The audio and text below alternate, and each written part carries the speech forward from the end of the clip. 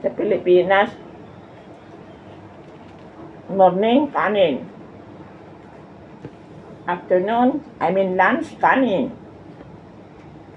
Dinner, kanin.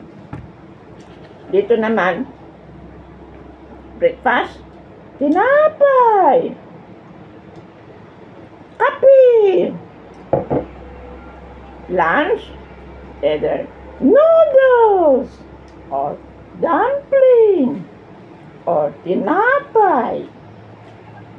Dinner, kanin. Sometimes, not always. Sometimes pasta.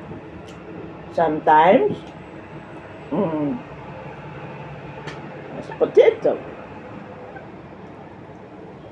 Sometimes,